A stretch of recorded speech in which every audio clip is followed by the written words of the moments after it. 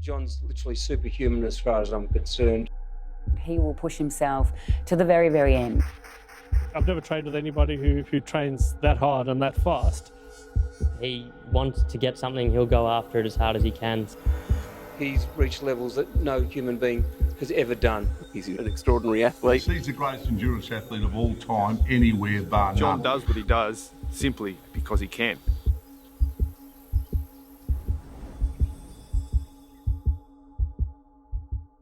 I saw the effort. I saw the day he said, I'm going to do this, and went on a 70k run New Year's Day. What were you doing New Year's Day? He was running 70k's and back. Oh, Johnny, is that the hardest you've run? Is that the hardest you've run in 3 days? Oh, it is for 3 days, yeah. I've done a few 70s, and so that's probably the most I've done in 3 days. It's 150k in 3 days. Plus had a couple of swims. And you look fantastic. Oh no, it's getting easier. These runners are good. I'm happy with these runners. So, He's become the youngest and fastest swimmer across Port Phillip Bay. He's become the fastest Australian across the English Channel. He has performed the double crossing of the English Channel in under 20 hours. He has won the New Zealand Half Ironman, and he's won the most prestigious international distance swimming race in the world, the 47Ks around Manhattan Island, New York City, 3 times. The Enduroman is a 140-kilometre run from the Marble Arch of London to Dover, then swimming the English Channel, 33 kilometres if you do a straight line. After you swim the English Channel, you then ride 290 k's to the Arc de Triomphe. And the clock starts when you leave the London Arch, and it is on continually until you ride to the steps of the Arc de Triomphe along the Champs-Élysées in the centre of Paris.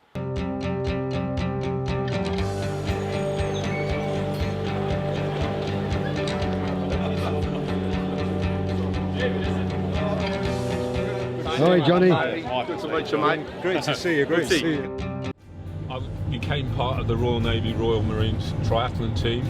A challenge was set where they would relay between London and Paris inter-services, so the Navy would go against the Army, Air Force and so on, and the GB men, GB women were also racing.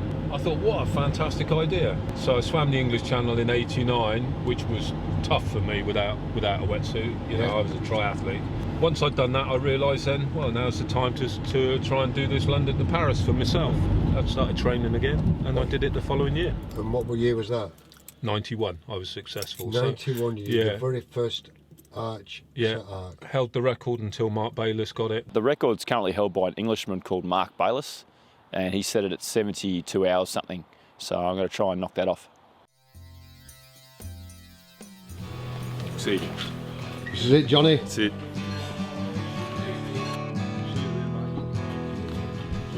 see you guys.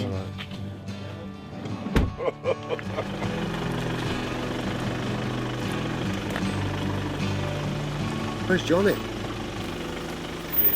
Oh, there he is. The Royal Wave.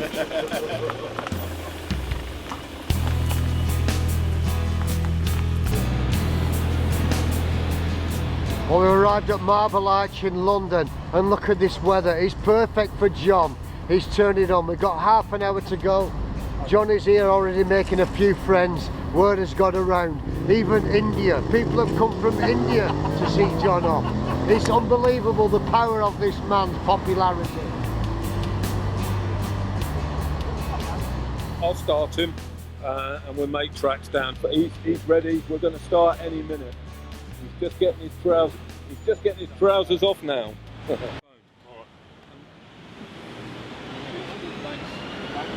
5, 4, 3, 2, 1, go. Well done. 08:15 start.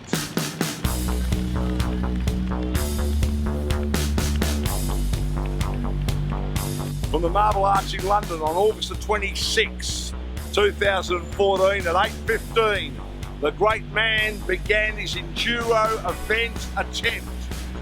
Go Johnny!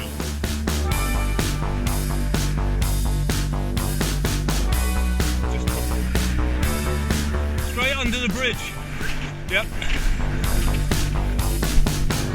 The run is not important. The only really important thing is to get down to Dover in a fit state to swim. If he fails to swim, it's all forgotten. Even if he walks, I've not seen in 14 years somebody run the whole way. Right. Nobody has run the whole way. So if John runs the whole way and he's having the shortest rest by far than anybody that's ever done it before, I would say that he would fail to swim, even with his quality. Edgar's great. He's a very honest, straight-up man, and he's telling us, you know, the times that he heard that we were saying, you know, you're kidding yourselves and this and that. So I thought about it for a while, and because I'd never run 140, I thought, well, maybe he's got some merit in it. And then I stood on. I thought, nah, stuff it. Let's go for it. You know, it's a risk. If you want to get a record, you've got to take risks. Basically, England is getting the backlash of a hurricane that hit America or is up there, and the weather has just been so in and out. Nobody's been able to predict anything. John's lucky because his run is going to be quick, and so the gap between his run and his swim is the shortest that we've ever known in Enduroman. The window's still open, and it looks as though it's going to stay. The further down we get, the more optimistic I am. But the reality is it could still close, and we'll get down there and it won't be safe to put him in the water. Now we just got to a point where we've lost John because we sent him the wrong way, unfortunately. There's roundabouts, it's busy traffic here, and we've carried on further. Enduro Man has gone on his bike to find John to bring him back. So hopefully, he's here now. Johnny! Johnny! He's here now.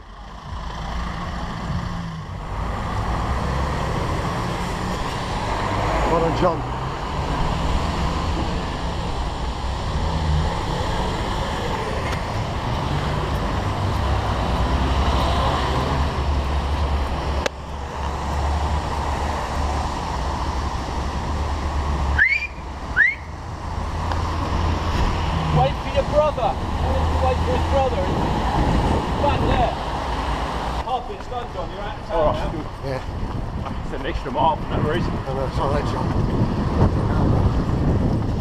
These things happen, and it was annoying me, and I couldn't get out of my head for the whole. Still can't. Still annoys me, but. Right, you've never seen anything like this. I've seen a couple of others starting off at this pace. If John can maintain it, that will be phenomenal.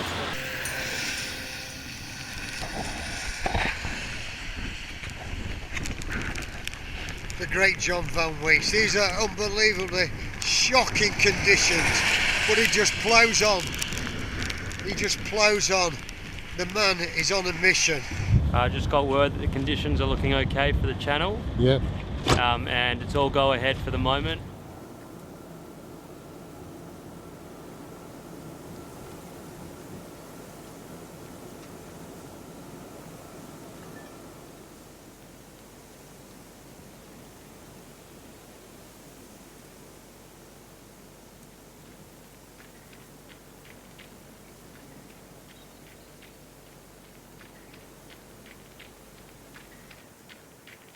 All right, Johnny, off you go. Thanks, Johnny. He hasn't done enough running, Brooksy. Hey! Hey! Go, Johnny! Go!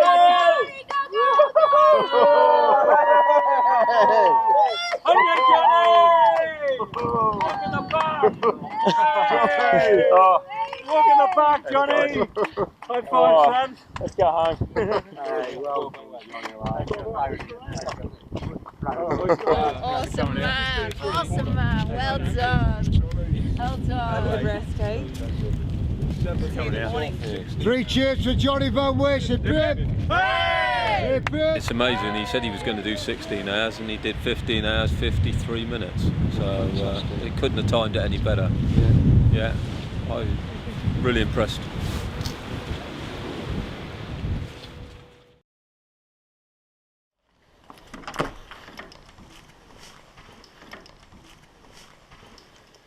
I must admit, I felt pretty bad when I woke up. I went downstairs and I tried to mask that I was okay to the crew. Sat down and everyone was in the kitchen. I could hear them all happy and getting supplies ready, and I just felt really crook in the guts. And It's a strange feeling. Is you that exhausted? It's just a total contradiction. That you feel like eating but you can't, and you feel like sleeping but you just kind of. It's like sleeping in an airplane. You get kind of broken sleep. I downed probably 4 litres of water just to try and flush it out, and I knew that once I got in the channel, I was horizontal, that I'd probably feel better. So like I said, I didn't expect to feel good during this event, and so you just roll with the punches and whatever it is, it is. He did the run hard and went into deep recovery, and had to receive a little bit of assistance after the race, because it's amazing how quickly your body closes down. How long's he slept, John? Well, he hasn't had a lot of sleep, but I'd say hopefully he's had 4.5, 5 hours. Right. But I never thought I'd have to carry a 100 kilogram or 92 kilogram man up 2 flights of stairs, but I managed to do it. And had Big Steve Cummings. Yeah, he went into a very sort of relaxed state. He was a little bit sick. Yeah. But he's got over that, Johnny. He's got tremendous resolution. Yeah. He's a man of great mental courage. Swim like John. He faces a task today. I mean, swimming the English Channel after you run 140 Ks, in that time, he'll be the only human to have achieved that. There. Oh, Johnny. When Tammy says don't go and everyone else has cancelled, and here's John battling tiredness, you were very worried about him, very worried about him. I mean, I've known him since he was 15. I was worried about him. The point is, are you ever going to feel good after 140k running? I've broken the course record. I've never run 140. I could have taken another hour off having not gone off course. So I've gone faster than any relay teams run it. You're not going to feel good running 140k. I was still up for the swim in terrible conditions. My phone's going off, Skype calls from Tammy, from Rob, basically just trying to tell me, don't go. Once Matt and I decided to go, that was it. The button's been pushed and we're just going. So you were deliberately ignoring your sister because she might talk you out of it, would she? Yeah, well, Tam, I didn't want to get an ear bashing. I just run 140, and Tam, she doesn't stop, so she was sending me emails telling me not to go. And once we decided, I didn't want to waste energy. I just wanted to do it and concentrate on the task at hand. And so it was all full steam ahead.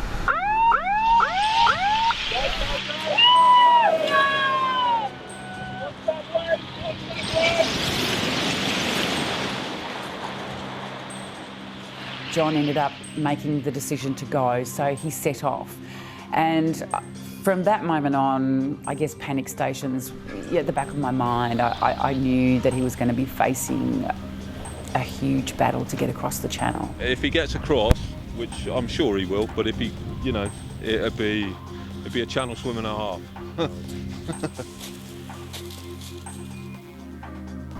Well, that is gold. We've got all the police force here, we've got them all out on the beach. Apparently what has happened, they thought that John was an illegal immigrant coming off the boat, swimming on shore. Because they thought he had a black suit on, it was a black wetsuit, so the police was out there with the guns to arrest John van Wisse for being an illegal immigrant before he's even started swimming to France. That's hilarious. Is he not well or something? Excuse me, can you just tell us what has happened here? This is hilarious. Did you think he was a legal immigrant? There was a report there might have been. Illegal immigrant? Yeah, that was the initial report.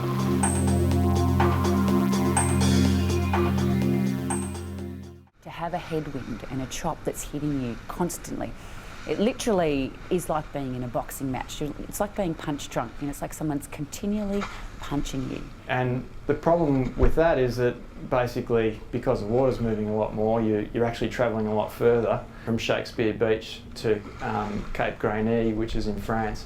That's the shortest possible distance, but relative to the land, you're actually swimming much further. You're swimming up to 50 kilometres, it looks, if you look at the track. I've swum in bigger waves than that, way bigger waves. It was just awkward chop. It's the kind of chop where your leg's in one spot, your head's in another spot. It's just, your body's in all different angles. And as a swimmer, you like to get in a rhythm and just start charging. You just get in the zone and off you go. With this, I could never switch my brain off because I was constantly getting ragdolled. It was just very frustrating and annoying kind of chop, and I didn't realise how far I was going off course. And I was confident in my channel ability. He's quite capable of just swimming until he passes out, basically. At which point he's done it before, you'd have to harpoon him and haul him into the boat, basically, to save his life. So we're looking at the tracker, and Edgar, the enduro man himself, says to us, probably going to take him about 15 to 18 hours to get across, if he actually does even make it across. John is now swimming for his life. If he doesn't succeed in what he's trying to do here, it's all over for him. The current is unpredictably, unbelievably strong. He's deep in his reserves. There's a very big question mark about whether or not he's going to be able to get to the French coastline.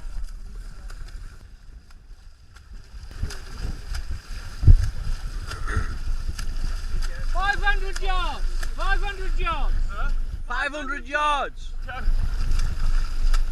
That's good. His hands go above the head. That's it. He has reached shore. John Van Wisse, it is official. It is official. Johnny! Johnny has completed leg 2. His yards clear the water. Congratulations, Johnny. I could see the lighthouse on the right-hand side of me.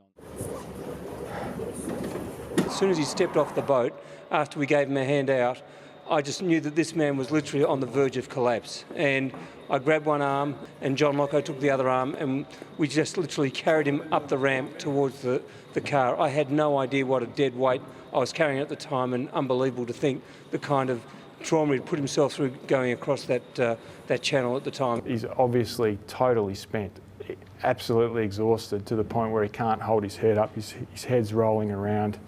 He can't focus his eyes, and my first thought was, oh my God, we've killed him.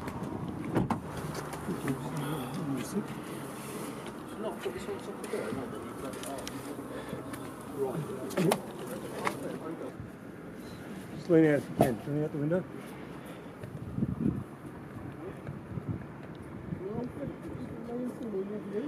How he got across that quickly on a day that he'd swam in was brilliant. Without a doubt, he really had to dig deep in the beginning. We'll take him back to Calais. He can rest up to a maximum of 12 hours before he has to start the bike. John's advised us, don't call a doctor. He doesn't want anything to do with a doctor because they might tell him, you can't go on, there's no way. And he's aiming for a 12-14 hour ride into Paris.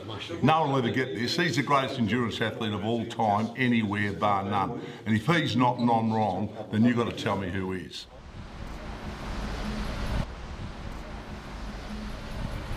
Well, this is incredible. You saw last night how John Van Wisse was helped off the boat. He looked punch-drunk. It looked like he'd been in the ring with Muhammad Ali for 15 rounds. They got him to bed, they rested him. He had 12 hours to recoup and get ready and get on the bike. If he went over 12 hours, he'd be disqualified. Unbelievably, after 6 hours, he's got up and says, right, I'm ready to ride. Everyone else is asleep. I was first up, and there's no way I'm not going to feel any better 4 hours later than I was then. I was functional. Once you're functional, let's just go, and ready to go. Let's get going, and the clock doesn't stop. Stage 3 of the Enduro Man event. In 2 minutes' time, John Van Wisse begins the third leg after having smashed the run and smashed the swim. He goes to the start and he's on his way to the Arc de Triomphe. Go, Johnny, go, Johnny! Good luck. Away the way! Have fun! Go, Johnny! Woo! The first 40k took 2 hours. I couldn't believe how slow it was. So I was thinking, oh, this is ridiculous. It was massive hills and big headwinds, and I thought, oh no, I hope the whole ride's not like this. Johnny making his way up the last killer hills. So 50, 60 kilometres roughly from Paris. John's body's breaking down. He's really roughing it out at this moment. He's pushing as hard as he can, and I get this text message from Tammy, his sister, saying, can you show this to John privately? So basically it was a message to John saying that I know you're doing this for Dad, and you're doing really well, and he'd be so proud of you, and basically you're the most incredible athlete in the planet right now. And I looked into John's eyes, and it really got him going. It got him up and about, and I think that might have carried him the last 50, 60 kilometres to Paris. So, yeah, It's quite amazing actually. I actually sent a couple of messages through to John because I said, Dad would be so proud of you, and I know Dad would be really proud. Tammy sent you a text saying, Luke, and I know you're doing this, your dad would be so proud of you. Oh, I mean, yeah. I mean, I worship my dad. Whenever I'm hurting, you know, I just think of him sitting behind a machine. You know, he's the reason why we got here. And, So, yeah, you know, not many people know this, but 1997, you and your sister and your dad devised this ultra triathlon. You'd heard about this thing, and you was going to do it in 97, wasn't you? yeah, we're thinking about doing it ages ago, and we never got the funding, so it fell through. I was doing 100k training runs, and Dad was, you know, Mum and Dad, I got great parents, and you know, they sacrificed a lot for us, and you know, Dad would stand behind a printing machine all day and fund our events, and you know, so I was, you know, whenever I'm hurting, I was thinking about him standing behind a machine.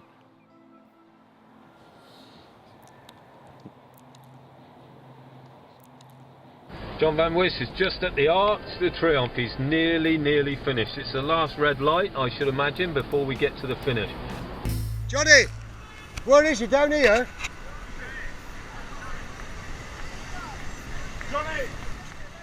Johnny, come on!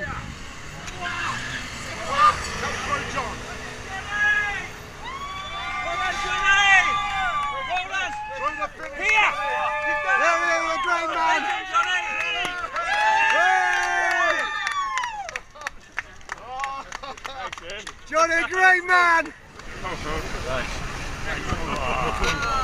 Give us a bit of a speech now, what he's done, come on. Ladies and gentlemen, he's just ran from London down to Dover, swam across the English Channel and cycled all the way to Paris. He's number 18, he's the fastest man in the world at this moment in time. Johnny!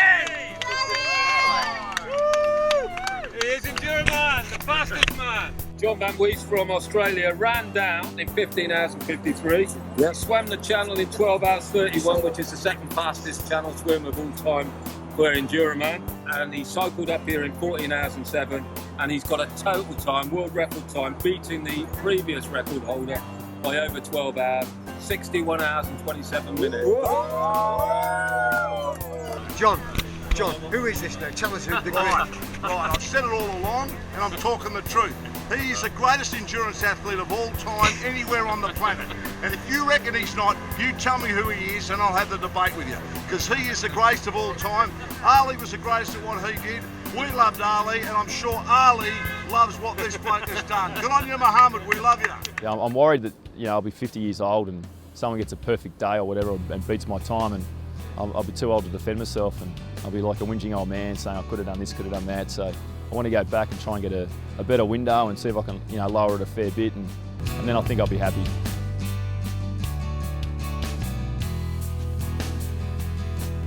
I'm going back. I know John Van Wisse wants me to warmly and specifically congratulate this man. He's the man that conceptualised the event. He was the first man to do it. He did it in 81 hours with half the crew that we had. In fact, he did it with very little assistance, and he was so generous in his support of John. He wanted John to succeed. He wanted John to break the record. He did everything he could possibly do to help John. So on behalf of John and the team, congratulations.